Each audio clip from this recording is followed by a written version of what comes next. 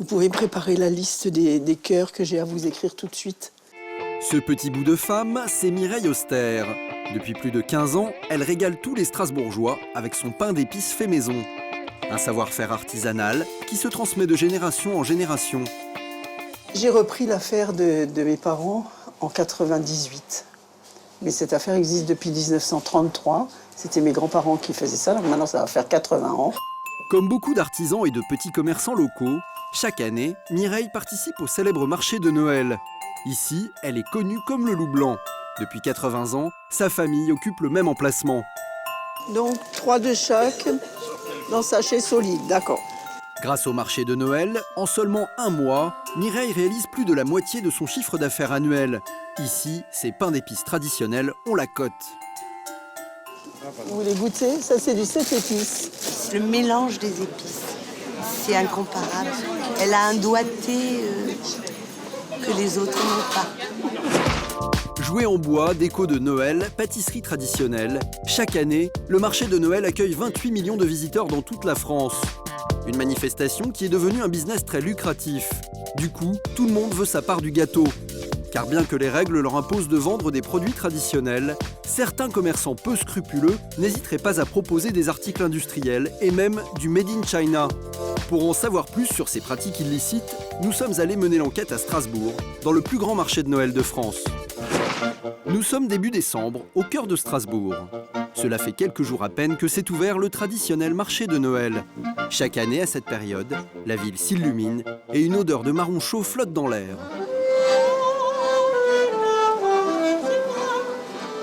Mais au-delà du folklore, le marché de Strasbourg, ce sont avant tout des chiffres qui impressionnent.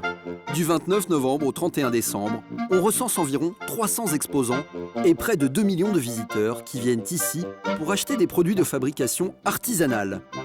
Oui, c'est vraiment des produits artisanaux et c'est vrai que même, par exemple, les petites peluches avec les cigognes, on voit que c'est bien marqué Made in Alsace et tout. Au total, ce marché de Noël génère un chiffre d'affaires qui s'élève à plus de 250 millions d'euros. Et le problème, c'est que depuis quelques années, le pactole que représente cet événement a commencé à attirer des commerçants peu scrupuleux. Certains n'hésiteraient pas à vendre des produits qui n'ont rien d'artisanal. Vous savez, je pense qu'on ne va pas être naïf. À mon avis, tout n'est pas d'ici.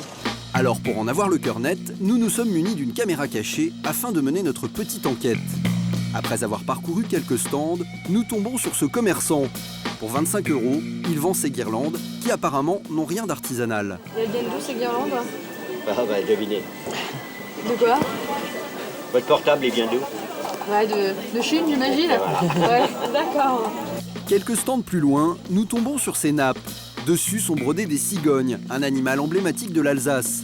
A priori, nous avons donc affaire à un produit de facture artisanale, et pourtant. Ça vient d'où? C'est écrit Dutlenheim, C'est où ça? République. C'est en Allemagne. Non, République, ça vient de Chine. De la marchandise fabriquée en Chine qui n'a rien d'artisanal. Mais ici, sévit un autre genre d'escroquerie, plus grave encore.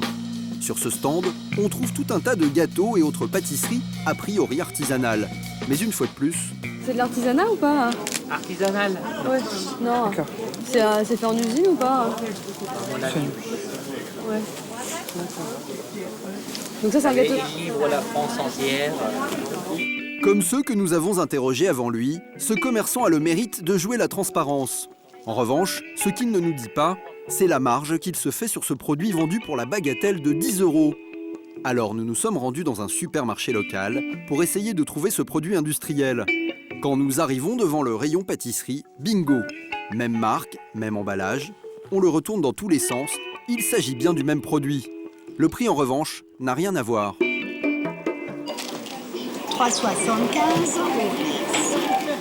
3,75 € contre 10 € au marché pour exactement le même produit.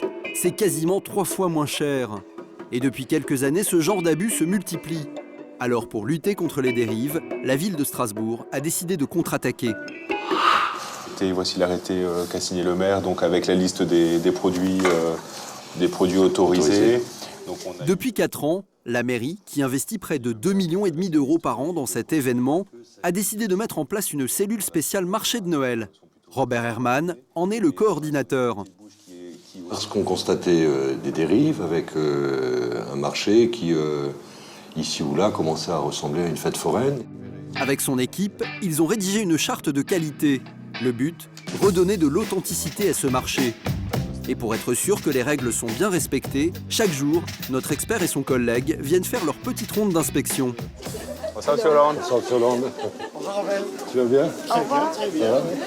Bonjour, madame. Décoration de Noël, jouets artisanaux, produits sucrés ou salés du terroir. Sur ce marché, seuls ces articles sont autorisés à la vente. Et nous faisons régulièrement des tournées sur le marché. On leur fait remarquer, on leur écrit un courrier pour leur signifier qu'on l'a bien remarqué. Quelquefois, on prend des photos.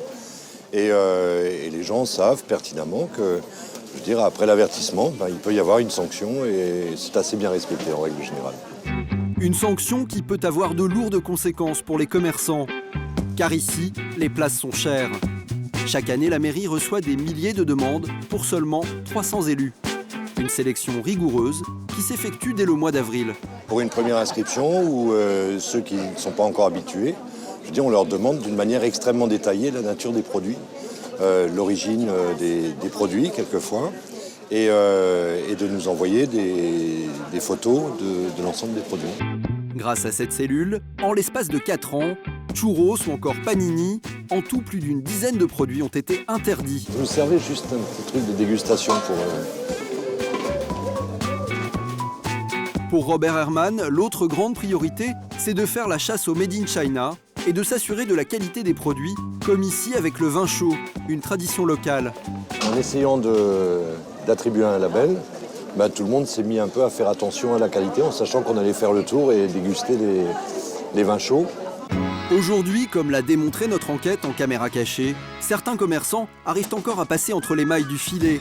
Mais Robert Herrmann nous l'assure, la chasse aux fraudeurs finira par porter ses fruits et d'ici peu, le sacro-saint marché de Noël redeviendra ce qu'il était jadis, un symbole de qualité et d'authenticité.